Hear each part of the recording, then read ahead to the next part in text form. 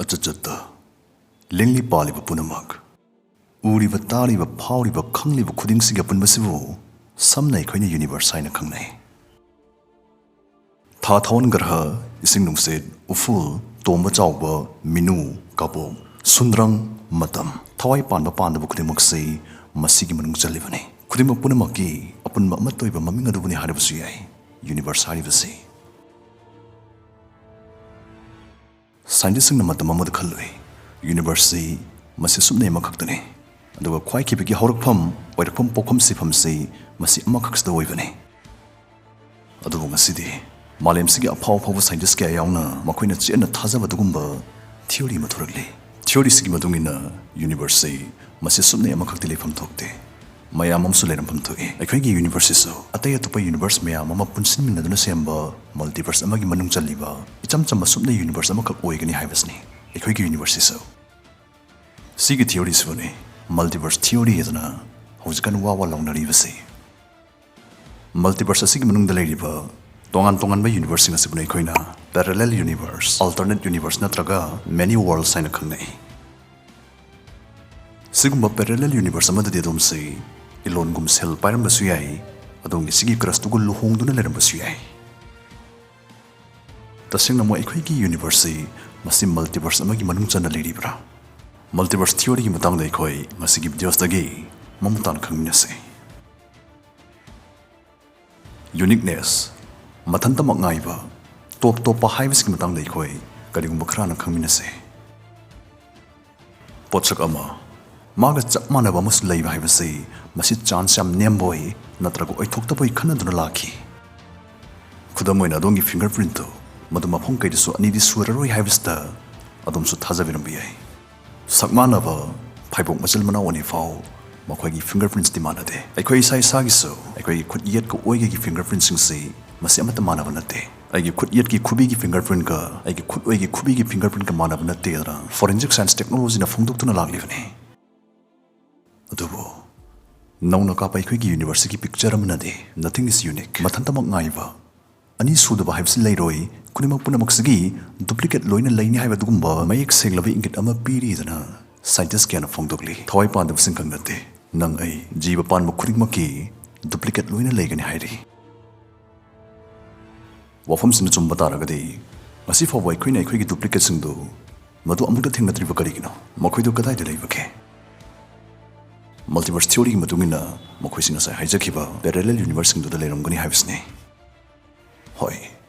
Atopa Universe to the Leramdori Nang Idoga, Sigin Nang Isaga, Toidopa details Karada Kanarpudi, Kudamoina, Mafam to the Adom Sea, Poputangari Matang, Natraga, Hanuna Kwang Kulabachahi Matang of the Hinlam Soi to Edana, theoretical physicists in the Fundoi, Adomang Natraga so, Adom was a man of Singduna, Nang the Sig University the Oigeto with the Kalaga Pam di Pamaga, Tabak in the Pantokangam Davasing, Nang is the Nam Davasing, Atopa University of the day, Oiduna, my partner Pantokuna Lerambasui Topia. Madaduna Pam Kibabulera, Daniel Craig, Gal Gated from Faoramba, Messi Ronaldo from football Heramba, even US President for Faorambasu, Multiverse theory in Fundoi. Video seeing video, Jilinovsing Gimanoktaso,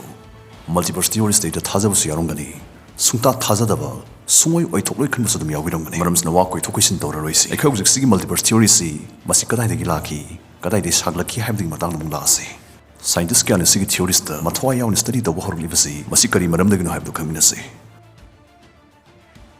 I quay Ayamana, Big Bang Matang the Kangle. Isam Samna, Masiva Quina, I quay University Semak of the Mopokarakiva, Yam Satina Joba Pokaiva Mavukanari. Masiki Pokaivis Dagi, I quay University Semakivani, where the Kivani Hivisney. Adu Big Bang star, Garigumamadiam John Chitari. Madadi Pokai Kiviski Matangadi, Kuptana Karim Pandri. What was the bank? Karin Pokai Kivano. How it bang? Kupokai to Kamaito Kisano. Big Bang University, Masihek Semakiva Mikuptaki Hona, Ika University Paktok Choktorli. Paktok Choktorpa have cigar today, Ika University Lady Kudimuxi, Masi Amana Madison Lapton Havani. Masigi Maramdi, Makogi Marakta Lady Vispesi, Masisum Parks and Ropanani. 1979 the Ellen Gudna, Ngalingi Matungi University the Leramgadava, particles from the Matang the Man study Dorami. ꯆꯤꯡꯁꯤꯟꯕꯒꯤ ꯁꯛꯇꯤ ꯒ꯭ꯔꯦꯚꯤꯇꯤꯁꯤ ꯃꯁꯤ ꯃꯁꯤꯡ ꯃꯁꯣꯟ ꯅꯥꯏꯕ ꯃꯐꯝꯁꯤꯡꯗꯗꯤ ꯆꯤꯡꯁꯤꯟꯕꯒꯤ ꯃꯍꯨꯠꯇ ꯏꯟꯊꯣꯔꯛꯄꯁꯨ ꯌꯥꯎꯏ ꯃꯁꯤꯅ ꯃꯔꯝ ꯑꯣꯏꯗꯨꯅ university ꯄꯥꯛ ꯁꯟꯗꯣꯛꯂꯛꯄ ꯑꯣꯏꯒꯅꯤ ꯍꯥꯏꯕꯁꯤ ꯑꯦꯂꯟ ꯒꯨꯗꯅ ꯈꯪꯂꯛꯈꯤ ꯃꯥꯒꯤ ꯐꯣꯔꯁꯇꯤ ꯑꯗꯨꯛꯀꯤ ꯃꯇꯤꯛ ꯄꯥꯋꯔꯐꯨꯜ ꯑꯣꯏ ꯃꯗꯨꯗꯤ ꯁꯨꯞꯅꯩ ꯃꯣꯂꯤꯀꯨꯜ ꯑꯃꯁꯤ ꯃꯁꯤ ꯃꯤꯠ ꯀꯨꯞꯀꯗꯕ ꯕꯤꯂꯤꯌꯟ ꯑꯃ ꯋꯥꯠꯂꯤꯉꯩ ꯒꯦꯂꯦꯛꯁꯤ ꯑꯃꯃꯨꯛ ꯄꯥꯛ ꯆꯥꯎꯅ ꯄꯣꯛꯍꯜꯂꯛꯄ ꯉꯝꯃꯤ ꯃꯁꯤꯒꯤ ꯑꯥꯏꯗꯤꯌꯥꯁꯇꯒꯤ ꯊꯤꯑꯣꯔꯤ ꯑꯣꯐ ꯏꯟꯐ꯭ꯂꯦꯁꯟ ꯄꯣꯛꯂꯛꯈꯤꯕꯅꯤ ꯁꯤꯗꯩꯗꯤ ꯃꯜꯇꯤꯚꯔꯁ ꯊꯤꯑꯣꯔꯤꯁꯤ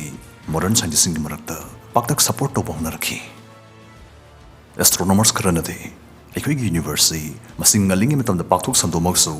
ꯂꯩꯔꯤꯕ ꯒꯦꯂꯦꯛꯁꯤ ꯃꯌꯥꯝꯁꯤꯒꯤ ꯆꯤꯡꯁꯤꯟꯕꯒꯤ ꯁꯛꯇꯤꯅ ꯒ꯭ꯔꯦꯚꯤꯇꯤꯅ ꯃꯔꯝ ꯑꯣꯏꯗꯨꯅ ꯍꯧꯖꯤꯛꯇꯤ ꯃꯥꯒꯤ ꯄꯥꯛꯊꯣꯛ ꯁꯟꯗꯣꯛꯄꯁꯤ ꯇꯞꯊꯔꯝꯃꯅꯤꯗꯅ ꯈꯟꯅꯔꯨꯕꯅꯤ ꯑꯗꯨꯕꯨ एडविन हबलना कुपना नैनरुब मतमददि तप्थब लेते हानदे हेन दुम यांखना पाक्थोक संदोकलमनि हाइबसि खंबा ngमलखि यूनिवर्सल लेपतना असुम पाक्थोक संदोरिबसिंग मरमदा कदम सौदब फोर्स अम लेफम थुई हाइबसदा साइंटिस्टसिंग थाजब सुम हेनगलखि हारिबा मसिगी फोर्स बु शक्ति बु मखोइना डार्क एनर्जी हैन खनबा हरखि डार्क एनर्जी पुथुरपसि मसि एस्ट्रोफिजिक्स ददि याम मरुइबा माइ पाकबा अमनि दना लौनै डार्क एनर्जी की मागी शक्ति मागी मपांगल से दुकी मतिक कन्म मरमना यूनिवर्स अमदा लेगदब मागी चांग से मसिन नैनब दुकी मतिक मरु ओय केट लाउबिदा चांग हेंदो हिंजिन खजिक तौबदा मदुगी यूनिवर्स तो जरमेला सादोरिबने अखोइगी यूनिवर्स द लेरमगदब डार्क एनर्जी की चांग दो मदु एस्ट्रोनॉमर्स न पाबा मतमदा -120 की ऑर्डर द लेगनी दना फंगदोई मसिमक्ति डेसिमल पॉइंट की मतुंगदा 0 चामग तरामप लेबदुगुंबा याम साथिना पिकपा मसिंग मने साइंटिस्ट न खंबा ngमखि मदुदी मसिगी पिक्रब डार्क एनर्जी की चांग स्टेदा कनगम मतिद अमतंग हेंगल अम नत्रगा वाटनब मतमदा ngasi अखोइगी यूनिवर्स दा अखोइ लेरमिबसि मसि सुंगले लेरमोय अदोइ तारगदि मसिगी अंगकपगी मसक ओइबा डार्क एनर्जी की चांग से मसि अखोइगी यूनिवर्स की दमक्तदि चप चाबी चांग दा लेरमिबसि मसि कमदोरि जानो वहंसिगी पाखुमसु मल्टीवर्स दा तारि इसम समना यूनिवर्स अखोइगी स्तनते मयाम अम लेरि अदुगा हारिबा यूनिवर्स मयाम असिगी मनुंगदा मखोइगी यारिबा डार्क एनर्जी की चांग सिंग अदुदि अयामना खेनरमगनी दन साइंटिस्ट न फुंगदोइ मल्टीवर्स नैनरकपा मतमदा अखोइना खंगलबा स्पेस की डिमेंशंस असांगबा अरुबा अवांगबा हारिबस खंगनतना अहेन एक्स्ट्रा डिमेंशंस यावसलकने खुदमोइना लंबिदा तिंगबा वायरसि अखोइना लापतक येंगबा मतमदा डिमेंशन अमकक लेबा लाइन अमा ओइना उइ अदुबो वायरदुदा मचिनजाक होंदोंजन तौदुना क्वेश्चन चेलिबा कक्सिंग अदुदि अथापदगी अखोइना उबा ngमदबा हेन एक्स्ट्रा डिमेंशन अमा मखोइना उदोरिबनि मखोइगिदि लेदोरिबनि करिगुम अखोइना कक्सिंग अदुदगिना सर बिलियन पिक्थजबा ngमलगदि कक्सिंग अदुनसु उबा ngमदबा हेन एक्स्ट्रा डिमेंशन क्या अमा अखोइना अहांगमनि खलिबा स्पेस की मफम कुनिमक्ता लेरमदोरिबनि सुगुम अखोइना अखोइगी यूनिवर्स दा उबा ngमद्रिबा तोंगान तोंगान ममखलगी डिमेंशन सिंग से अतै यूनिवर्स सिंग ददि इफोंग फोंगना मौसा दे लेजरम सोइ थोइदना स्ट्रिंग थ्योरी सिंग फुंगदोइ